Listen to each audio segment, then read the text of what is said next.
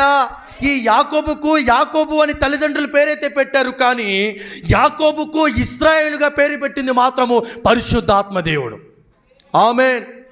ఈ తల్లిదండ్రులు పెట్టిన పేరు వల్ల యాకోబు ఎంత మోసగాడైపోయాడు.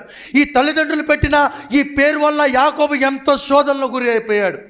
కానీ ఎప్పుడైతే దేవుడితోనూ మనుషులతోనూ ఎప్పుడైతే పోరాడి యాకోబు గెలిచాడో, యాకోబుకు దేవుడు ఇశ్రాయేల్ అని పేరుగా మార్చాడు.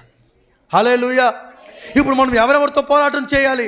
దేవునితో పోరాటం చేయాలి, మనుషులతో పోరాటం చేయాలి. అలా పోరాటము చేస్తే దేవుడు నీ పేరును కూడా మార్చేస్తాడు.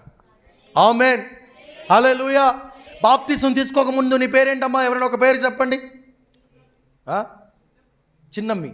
వామ్మో, చిన్నమ్మి. ఇప్పుడు ఎస్తేర్. దేవునికి స్తోత్రం. హల్లెలూయా.